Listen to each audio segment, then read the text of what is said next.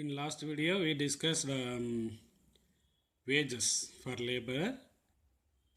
Now third factor, capital. Capital के என்ன rewardனா interest. Interest is payment made by a borrower to the lender for money borrowed. கடன் வாங்கினவன் கடன் கொடுத்தவனுக்கு கொடுக்குற வட்டிக்கு பேர் தான் இன்ட்ரெஸ்ட் அப்படின்னு சொல்லியிருக்கிறாங்க. Before that, you should know about what is capital. All man-made things that help produce goods and service.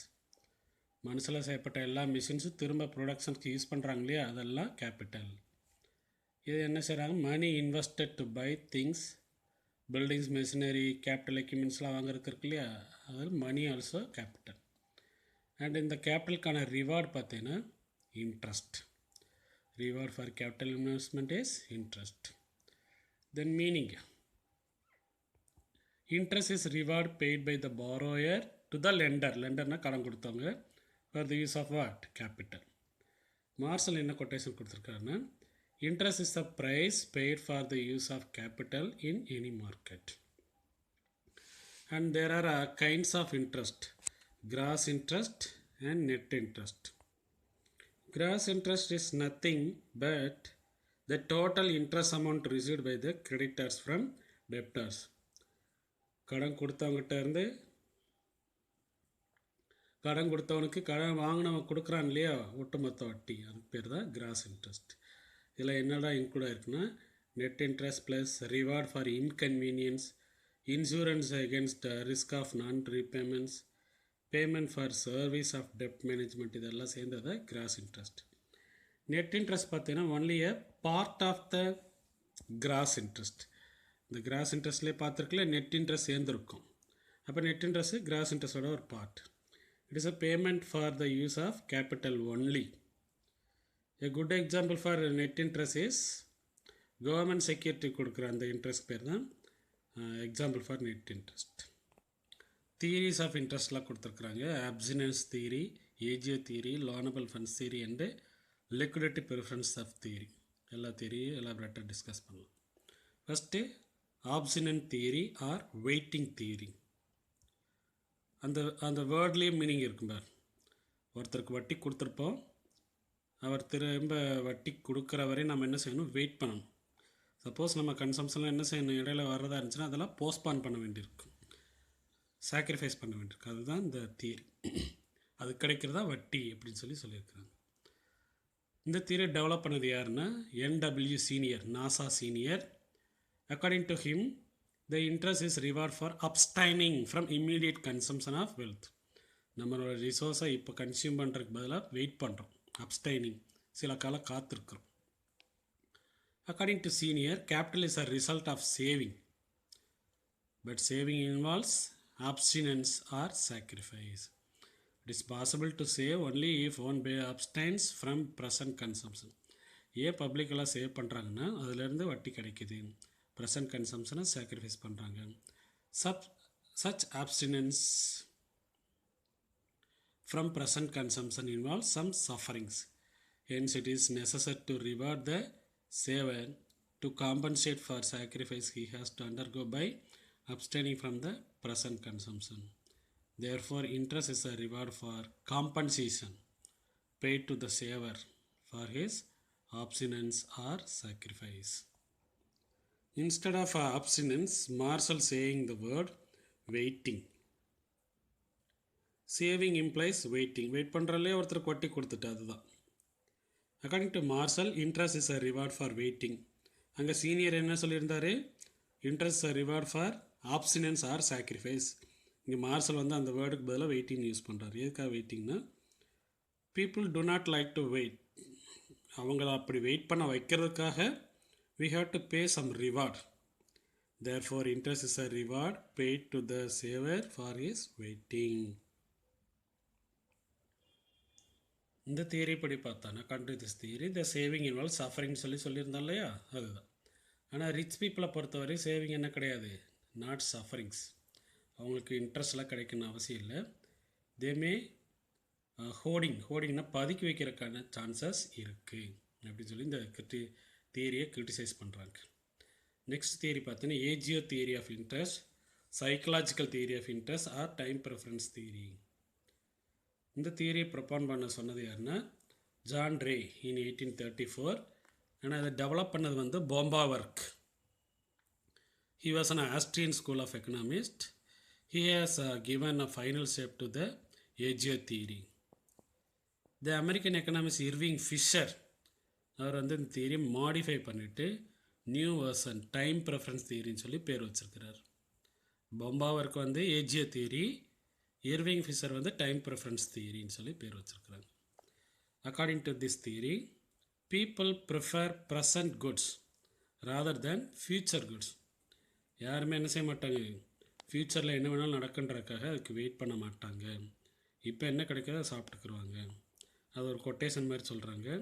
As a bird in the hand, வேட்டையாடுறவன் கையில் இருக்கிற புறாவை சாப்பிட்றதா, இல்லை புதருக்குள்ளே என்ன இருக்குன்னு தெரியாமல் அதை தேடி வேட்டையாடி சாப்பிட்றதுன்றது பதிலாக அந்த மாதிரி கொட்டேஷன். இப்போ இருக்கிறதே பெட்டர் அப்படின்னு சொல்லி சாப்பிடுவாங்க. There are many countries where no one knows what will happen next day. யாருக்குமே என்ன நடக்குன்னு தெரியாது. ஏசியன் கிரைசிஸ் 1996 நடந்துச்சு, அமெரிக்கன் கிரைசிஸ் 2007-8 நடந்துச்சு. இப்படியெல்லாம் நடக்குன்னு சொல்லிட்டு நோபல் ப்ரைஸ் வாங்கின எக்கனாமிஸ்டால் கூட என்ன செய்ய முடியல, ப்ரிடிக்ட் பண்ண முடியல, முன்னாடியே சொல்ல முடியல. So people save they have to postpone their present enjoyment or satisfaction. அப்படி போஸ்ட்பான் பண்ணுறாங்க அப்படின்னா அதுக்கு பேர் தான் என்னது, அதுக்கு கொடுக்கறதுக்கு பேர் தான் agio or premium. This premium is called what, interest. People prefer present consumption then future consumption due to what, risk increasing and uncertainties of the present world. இந்த உலகம் என்ன வேணாலும் நடக்கும், எப்போ வேணாலும் மாறும் அப்படின்றக்காக ப்ரெசன்ட் கன்சம்ஷன் தான் ப்ரிஃபர் பண்ணுவாங்க. அப்படியே அவங்க ஃப்யூச்சருக்கு கன்சம் பண்ணால் தள்ளுனாலும் அவங்களுக்கு என்ன கொடுக்கணும், ப்ரீமியம் கொடுக்கணும். அது கிடைக்கிறதா அந்த interest. Next theory loanable funds theory or neoclassical theory. This was developed by Swedish economist. ஸ்வீடிஷ்னா ஸ்வீடன் கண்ட்ரி இருக்குல்ல, அந்த எக்கனாமிஸ்ட் யாராருன்னா Wicksell, Bertil Ohlin, Viner, Gunnar Myrdal and others. According to loanable funds theory, interest is a price paid for the use of whom, loanable funds. லோனம்னா என்னது, கடனுக்காக இருக்கிற fund தான், அது கிடைக்கிற ரேட் ஆஃப் இன்ட்ரெஸ்ட் தான். This was determined by the equilibrium demand for and supply of loanable funds in the credit market. அந்த இடத்துல தான் இந்த லோனபிள் ஃபண்ட்ஸ்க்கான ரேட் ஆஃப் இன்ட்ரெஸ்ட் டிட்டர்மைன் பண்ணுறாங்க according to loanable funds theory.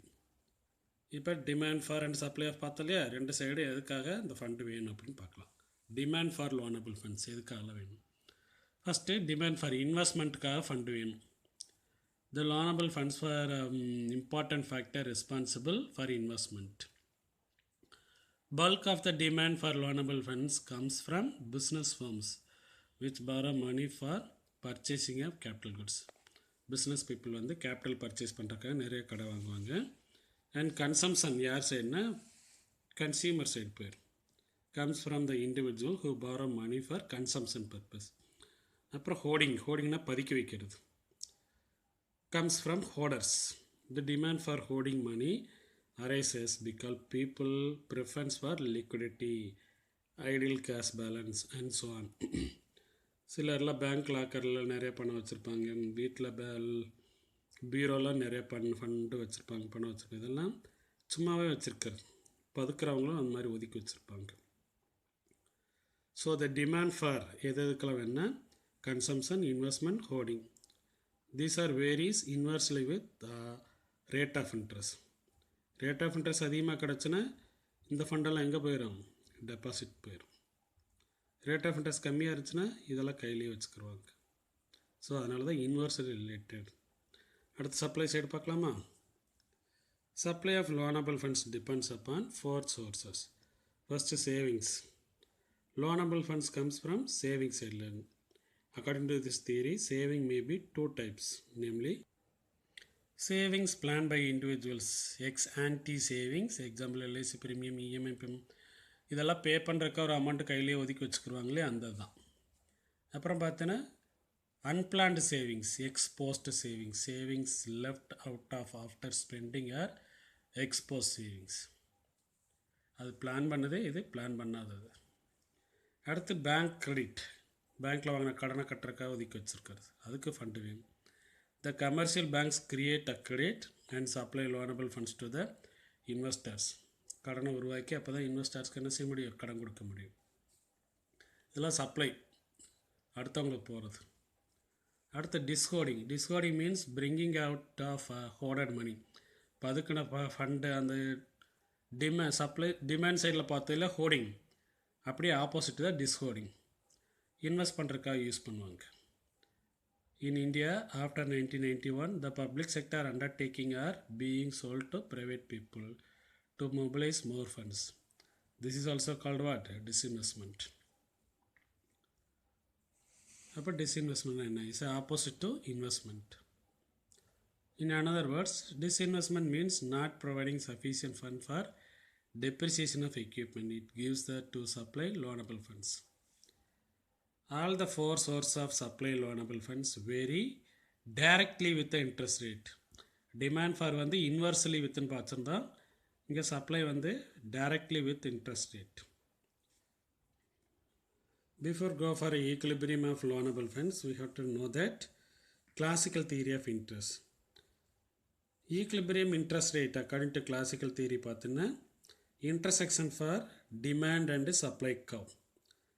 அந்த லா ஆஃப் டிமாண்டில் படிச்சுக்கலாம், அதே மாதிரி தான் இங்கேயும் ஈக்குலிபிரியம் ஆகும். கிளாசிக்கல் தியரி ஆஃப் இன்ட்ரெஸ்டில் demand for money refers to investment, supply of money refers to saving. So saving is equal to investment. That is what classical theory of interest. Equilibrium. The rate of interest is determined by the equilibrium between total demand for and total supply of loanable funds. Supply of loanable funds என்னெல்லாம் பார்த்துருந்தோம், savings, bank credit, dishoarding and disinvestment, அதோட symbols அங்கே கொடுத்துருக்குறாங்க. Demand for labours பார்த்தீங்கன்னா loanable funds பார்த்தீங்கன்னா investment, consumption, hoarding, அதோட symbols. Where it will be equilibrium பார்த்தீங்கன்னா the demand for loanable funds and supply of loanable funds where OR rate of interest, OM amount of loanable funds. Here the market rate will be determined at point E, equilibrium. Demand side internal investment, consumption அது savings, hoarding சொல்லியிருக்கிறாங்க. அதே மாதிரி supply side பார்த்தீங்கன்னா dishoarding, disinvestment, saving and bank credit, அதெல்லாம் intersect ஆகிற இடம் பார்த்தா equilibrium achieve பண்ணலாம். டயக்ராமேட்டிக் எக்ஸ்ப்ளனேஷன் நான் சொன்னது இருக்கான்னு பார்க்கலாம். எக்ஸ் ஆக்ஸில் என்ன இருந்துச்சு, demand for and supply of loanable funds. Y ஆக்சிஸில் ரேட் ஆஃப் இன்ட்ரெஸ்ட். அந்த எல்எஸ் கர்வ் இருக்கு இல்லையா, சப்ளை ஆஃப் லோனபிள் ஃபண்ட்ஸ், அதில் என்னெல்லாம் சேர்ந்துருக்குன்னு பார்த்தீங்கன்னா savings, bank credit, dishoarding and disinvestment. அந்த LD curve represents demand for loanable funds. அதில் என்னெல்லாம் சேர்ந்துருக்குன்னு பார்த்தீங்கன்னா investment I, demand for consumption and the saving curve for demand for hoarding H. இந்த எல்டியும் எல்எஸ் கர்வ் இன்டர்செக்ட் ஆகிற இடம் தான் இந்த ஈக்குலிபிரியம் பாயிண்ட் இ. அந்த பாயிண்டில் தான் ஓஆர்ன்றது rate of interest, OM amount of loanable funds where the rate of interest is determine under loanable funds theory.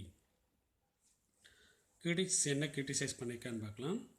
Many factors have been included in this theory. Still there are many more factors. அதை தாண்டி இன்னும் நிறையா factors இருக்குன்றாங்க. அதனால தான் இதை asymmetric information and moral ஹசார்ட்ஸ்னு சொல்லி குறை சொல்கிறாங்க. இன் ப்ராக்டிக்கலாக பார்த்தோன்னா லார்ஜ் ஃபார்ம்ஸ் என்ன பண்ணுவாங்கன்னா they using their political power and able to get a huge bank credit, கடை வாங்கிக்கலாம் at low rate of interest.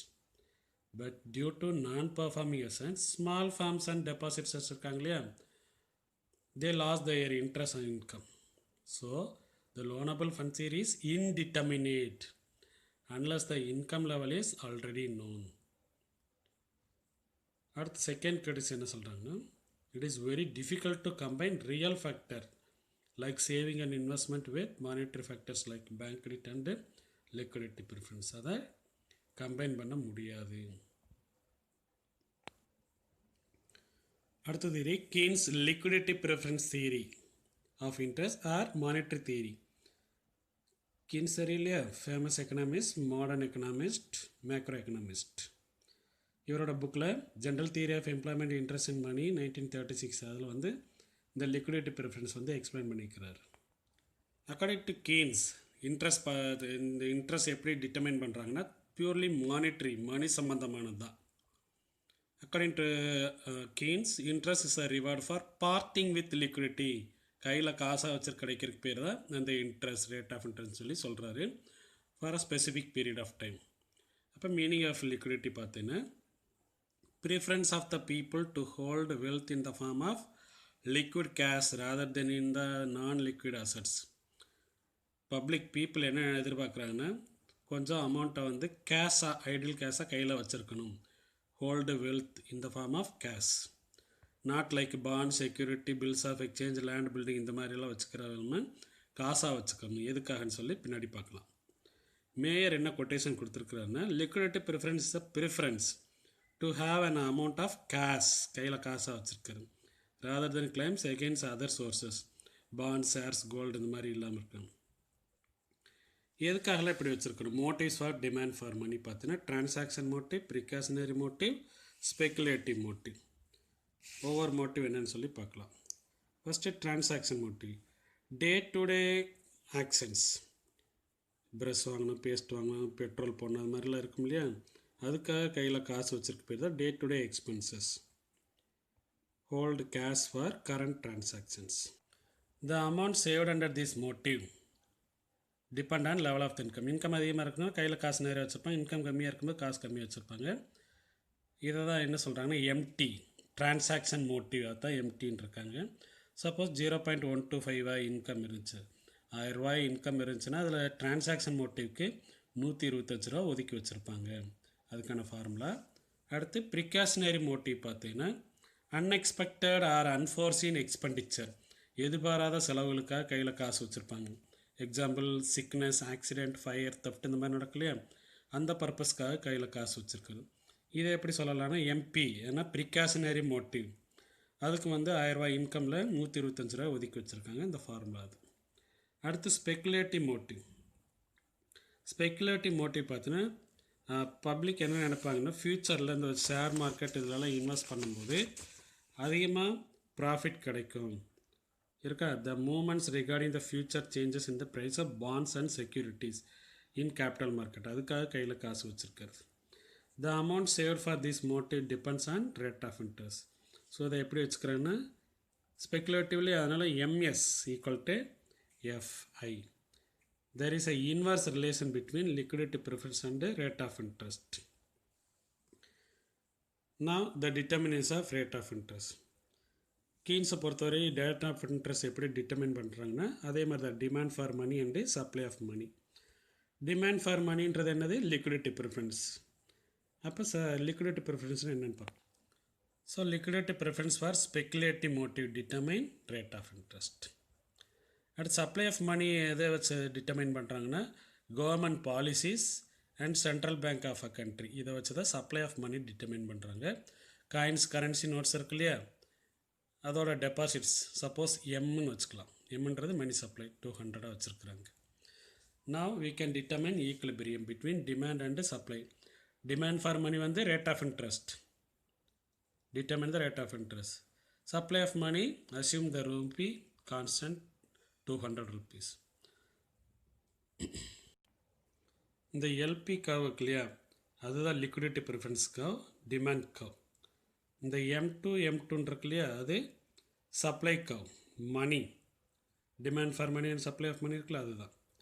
Both the curves intersect, supply and demand for intersected point where equilibrium, hence the rate of interest is I.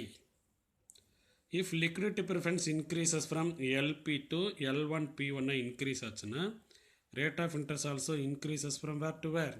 OI to OI1. Then numerical examples இதெல்லாம் add பண்ணணும். அதான் முன்னாடி பார்த்தால 3 motives MT, MP, MS. இதுதான் அதோட explanation, படித்து பார்த்துக்கோங்க.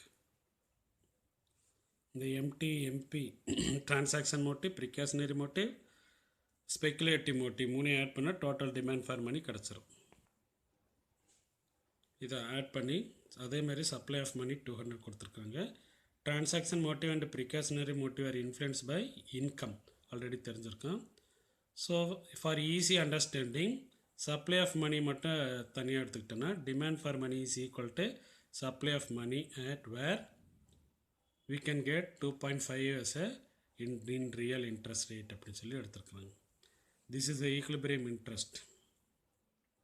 In reality, interest rate is also influenced by national income and commodity sector equilibrium. However, they are not included here for making a understand easier. அடுத்து இந்த டயக்ராம்க்கான explanation பாரு. LP remains constant, அப்படியே இருக்குது, மாறாமல் இருக்குது, முன்னவோ பின்னவோ இல்லை. If the supply of money is OM2 இருக்கும்போது ரேட் ஆஃப் இன்ட்ரெஸ்ட் என்னவாக இருக்குது? OL2வாக இருக்குது. Equilibrium point 2. Suppose supply of money reduced from OM2லேருந்து OM3யாக குறைஞ்சிச்சுன்னா ரேட் ஆஃப் இன்ட்ரெஸ்ட் என்னவாகிடுது? OL2லேருந்து L3யாக மாறிடுது. Suppose supply of money increases from OM2லேருந்து M4 இன்க்ரீஸ் ஆச்சுன்னா ரேட் ஆஃப் இன்ட்ரெஸ்ட் என்னவாகிடுது? OL2லேருந்து L4 டிக்ரீஸ் ஆகிடுது. New equilibrium E4. This is what rate of interest determination under liquidity preference theory according to Keynes. இந்த தியரி கிரிட்டிசைஸ் பண்ணியிருக்கிறாங்க. எப்படின்னா, this theory does not explain the existence of different interest rates prevailing in the market at same time. ஒரே நேரத்தில் different rate of interest இருக்குன்றதை explain பண்ணலை. And it explain the interest rate only in the short run, not discuss about long run. ஏன்னா Keynes எப்போயுமே short run மட்டும் தான் சொல்லியிருந்தார். 3 மோட்டிவ்ஸை வச்சு ரேட் ஆஃப் இன்ட்ரெஸ்ட் எப்படி டிட்டர்மின் பண்ணுறான்னு எக்ஸ்பிளைன் பண்ணியிருக்கிறாங்க. படித்து புரிஞ்சுக்கோ.